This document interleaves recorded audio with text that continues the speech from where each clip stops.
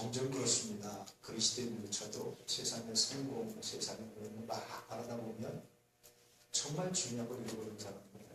그렇다고 해서 세상에서 멋들어지게 제대로 사는 게 안 중요하다. 그러면 결코 아닙니다. 제가 늘 설교적으로 강조하는 게 균형성입니다. 균형성. 한쪽만 이건 문제가 있어요. 기도만 이것도 문제가 있습니다. 그렇다고 뭐 세상으로 실력만 이것도 문제가 있어요. 기도와 실력, 영성과 실력, 균형성을 제가 늘 강조하는 거예요. 어떤 때 이쪽을 더, 어떤 때 이쪽을 더 이렇게 강조하는 건데, 여러분 제가 늘 설교할 때 반대쪽에 염두에 두고 균형성을 얘기하신 거라고 생각하시면 돼요. 항상 균형성이 제일 중요합니다. 신앙은요 균형성입니다. 균형입니다. 정상 건강한 신앙은 균형입니다. 균형을 맞춰야 건강한 신앙이에요. 다이어트가 뭡니까? 균형 잡힌 식단이잖아요. 여러분 영적인 다이어트도 균형을 말하는 거지 한쪽만 그렇지 않아요. 지난 수요일도 말씀드렸지만 마지막 때 징조를 예수님께서 말씀하시면서 두 사람이 밭을 가는데 한 사람은 들림받고 한 사람은 나먹고 마지막 때 예수님을 믿고 하나님의 예수님에 대한 징조로 알고 재림에 대한 징조를 알고 준비했는데 둘 다 뭐 하셨습니까? 밭에서 일하고 있었죠. 둘 다 똑같이 길을 가고 있었는데 한 사람은 구원받고 한 사람은 안 받았거든요. 구원받은 사람은 똑같이 길을 가고 있었다는 사실은 놀랍지 않습니까? 여기 균형성입니다. 내가 하나님을 사랑하고 믿는다고 해서 세상을 등한시하고 삶을 등한시하는 건 잘못된 거예요. 내가 삶의 최선을 다해서 똑같이 길을 가고 있는 겁니다. 그때 한 사람은 구원받고 한 사람은 나와야 돼요. 똑같이 길을 간다고 똑같이 직장 간다고 똑같이 살다고 똑같지 않아요. 이 균형성입니다. 그래서 건강한 신앙은 항상 균형성에서 나온다. 따라서 해보실래요? 건강한 신앙은 균형성에서 나온다. 꼭 지키시길. 말씀과 기도, 교회와 가정, 삶과 신앙, 기도와 순종, 이 모든 것들이 균형성이죠. 그렇다고 어떤 사람은 또 빛과 어둠의 균형, 중간에 이러면 안 됩니다. 죄와 의의 균형, 이래도 안 됩니다. 너무 의로워져도 안 돼, 뭐 이래도 안 됩니다. 이거 이런 거 얘기하는 거 아닙니다. 그렇죠. 그렇게 오용 안 하시겠죠. 아이젠하워 대통령이 임종할 때 빌리 그레함 목사님 이제 신방을 하시고 의사가 면회 시간 15분입니다. 그래서 이제 가서 손을 잡고 이러는데 위로하는데 15분이 돼서 나오려고 하는데 아이젠하워 대통령이 빌리 아직 좀 더 있어주게. 내가 아직 하나님 앞에서 뭐라고 해야 될지 하나님 앞에 설 준비가 안 됐네. 어떻게 하면 되겠나. 자신이 없네. 이제 빌리 그레함이 기본적인 복음의 진리에 있으면 있죠. 그러면서 아이젠하워 대통령의 애칭이 아이크인 것이죠. 아이크. 우리가 하나님께 구원받는 것은 우리의 의나 우리가 무엇을 잘해서가 아닙니다. 하나님의 은혜로 그분을 믿으면 우리의 죄를 용서하시고 우리를 구원하십니다. 전에 했더니 아이젠하워 대통령이 전문가 거기 다 듣고 있다가 기도하고 나서 빌리 이제 내가 하나님을 만날 준비가 됐네. 이제 됐네. 그거 들어가고 이제 돌아가셨다고. 참 죽음도 참 멋있게 죽으셨어요. 그렇죠? 노르웨이 어느 마을에서 교회를 짓는데 마을 사람들이 옛날이니까 막 같이 일해서 예전에도 우리나라도요 교회 질 때요 동네 분들이 건축업체 맡기고 이런 거 없었어요. 최근에나 뭐 설계도 하고 건축업체 옛날에는 시골에서 이렇게 줄거가지고 이렇게 여기 하자 그래서 땅 파고 이렇게 기소하고 뭐하고 벽돌 이거 다 이렇게 시골 분들이 다 자기가 벽돌 쌓고 다 했지 뭐 그런 거 없었습니다. 노르웨이 옛날에 이렇게 건물을 교회를 막 많은 사람들이 이제 짓고 있는데 마지막 종탑을 올려다가 한 사람이 실수로 떨어졌어요. 와! 모든 걸 깜짝 놀랐는데 이 사람이 그냥 툭툭 털고 일어나는 거예요. 왜 그러나 봤더니 집 밑에 양떼가 지나갔는데 양떼 위에 고프시고 이렇게 그래서 양은 직사라고 주는데 자기 살아남는 그래서 노르웨이 그 교회가 기념을 하는데 뭐라고 기념을 하냐면요. 누군가 산다는 것은 누군가 대신 죽어야 한다는 것이다. 교훈을 가지고 그 교회 아주 굉장히 중요한 모토로 삼고 누군가 산다는 것은 누군가 죽어야 하기 때문이다. 그렇잖아요. 누군가 대신 죽었기 때문에 우리가 산다라는 겁니다. 이것들이 인생의 가장 중요한 본질인데 내가 산다라는 것은 누군가 헌신 희생이기 때문에 내가 살아난다는 건 그런 거죠. 어제는 제가 또라이 질량 뭐지 말씀드렸잖아요. 그렇죠? 다 정상이면 다 좋은 사람은 누가 또라이입니까? 내가 또라이인 겁니다. 누군가 하나 문제가 있다는 건 뭡니까? 그 사람이 없으면 또 다른 누군가 또 문제를 일으켜요. 그러니 우리는 문제 없는 세상은 없습니다. 다 좋은 사람은 세상에 없어요. 다 좋으면 내가 이상한 사람이 되는 거예요. 그러니 문제 없는 사람을 치우려고 하는 것이 아니라 그걸 어떻게 끼워가고 가느냐가 우리의 삶에 정말 중요한 거죠. 근데 우리는 이 평범한 집을 알면도 불구하고 그걸 어떻게 그렇게 분리해내고 띄어버리고 제외시키려고 하다가 또다시 문제가 되고 결국은 누가 문제가 되니까 내가 문제가 되는 그런 삶, 내가 문제가 되는 사회에 그런 단체에 그런 곳에 뛰어들 때가 굉장히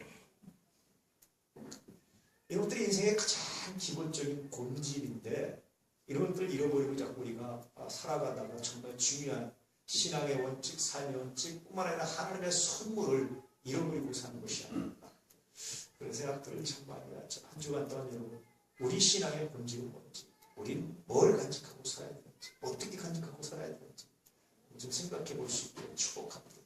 오늘 말씀은 시작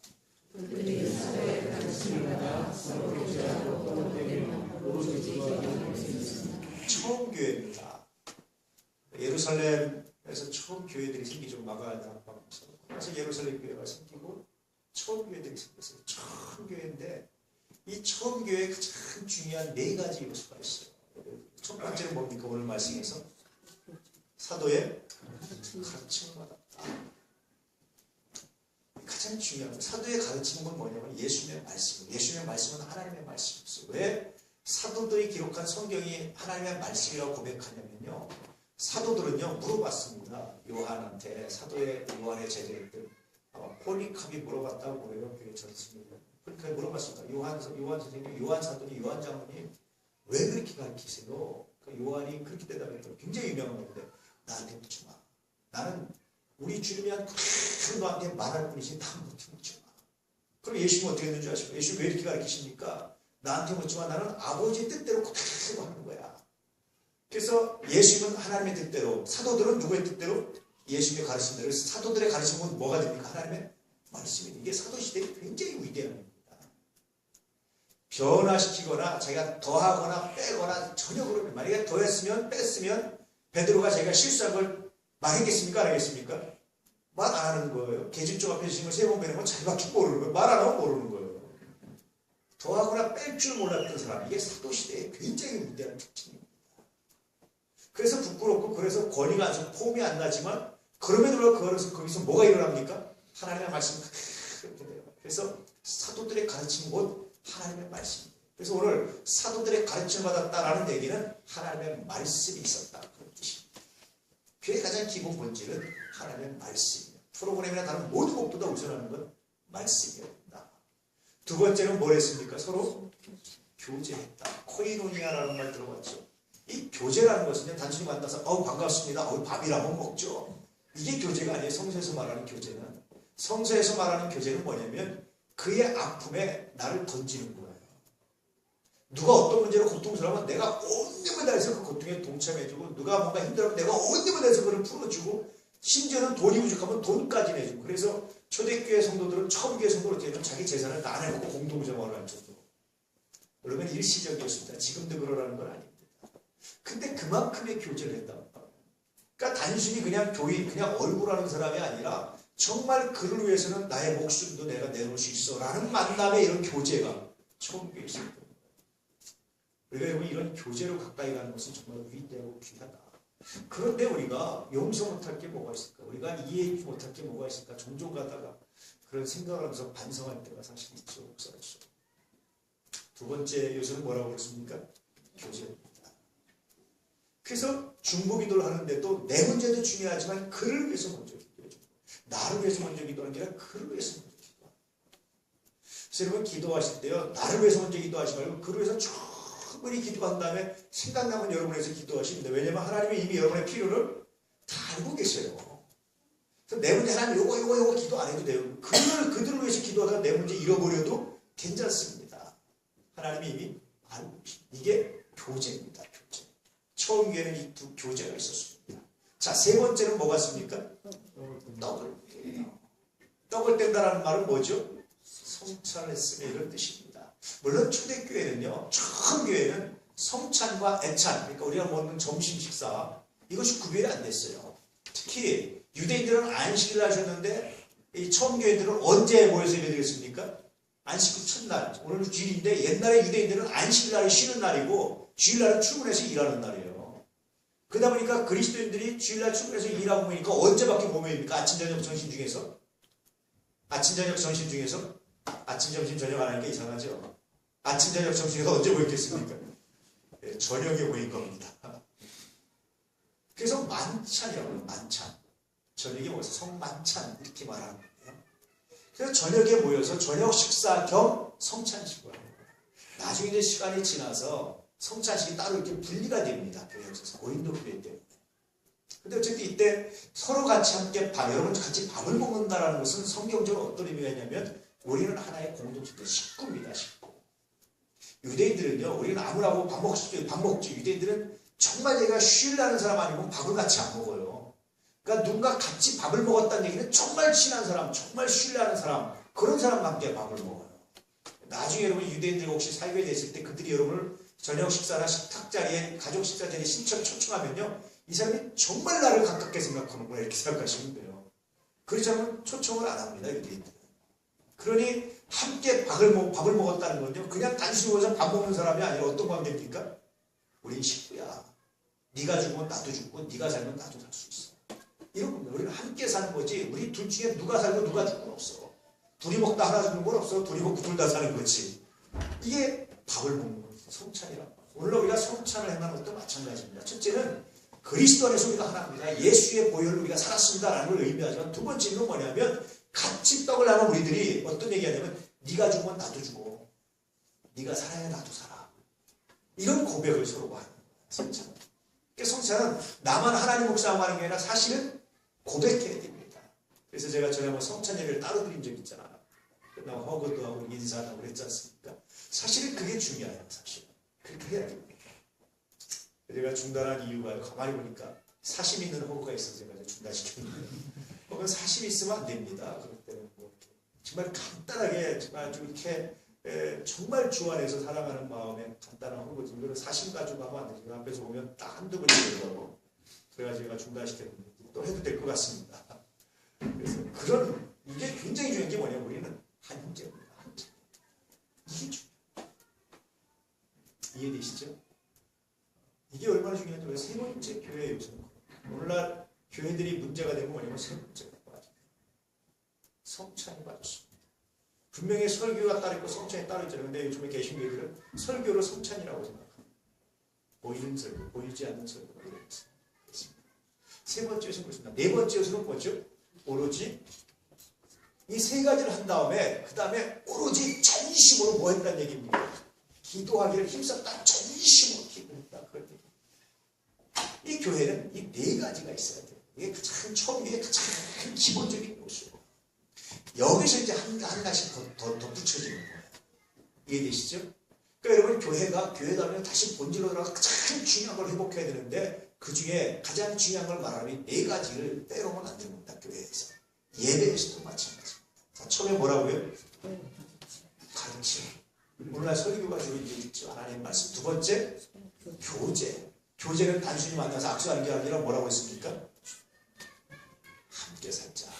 너희 아프면 내가 함께 해줄게. 너가 욕먹으면 내가 같이 욕먹어줄게. 이게 교제입니다. 예수님이 그러시는 거예요. 우리가 예수를 믿고 그리스도를 믿고 예수님이 우리를 받아들였다는 얘기는 뭐 있는 줄 아십니까? 우리가 욕먹으면 예수님이 같이 욕먹어요. 그래서 여러분 요즘에 우리 그리스도인들이 살면 누가 욕먹습니까? 주님이 욕먹잖아요. 같이 욕먹어주시는 거예요. 그거를 거절하지 않으시고 이게 교제입니다. 그래서 좀 더 정확히 말하면 너 욕먹는 자리에 나도 불러. 나도 너랑 같이 욕먹어줄게. 이게 교제입니다. 너 칭찬 듣는 자리, 너 하는 자리 나 불러. 욕먹는 자리 부르지 마. 이건 교제가 아니고 성수적인 교제가. 교제는 그런 겁니다. 누가 어려운 일을 하겠어요. 그때 같이 욕먹어주는 거예요. 예수님께서 여러분 세리들의 친구, 죄인들의 친구, 너 선생님 어떻게 그러시냐 이렇게 얘기했잖아요. 그 죄인들, 세리들과 어려서 예수님도 뭘 취급받았습니까? 세리들, 죄인들 취급받았어요. 그들을 한 번도 거절하지 않으십니다. 심지어는요, 막달라 마리아와 썸씽이 있다고 말하는데도 아시는 그걸 한 번도 거절하지 않으십니다. 왜 그러십니까? 그게 교제입니다. 그게 사랑입니다. 욕먹는 자리에 함께 설 수 있는 은혜가 있기를 주의 이름으로 축복합니다. 자, 그 다음에 뭐라고? 성찬입니다. 이건 뭐 모든 교회들이 지금 제가 현관에 붙여놨지만 이건요 정말 중요한 겁니다. 빼먹고 있는 건데 성찬하시오. 근데 성찬을 성찬식만 했다고 성찬하는 게 아니에요. 이 성찬하면서 정말 그리스도를 다시 묵상하고 이 성찬하면서 정말 내 옆에 있는 형제들 공동체입니다. 그냥 한 식구입니다.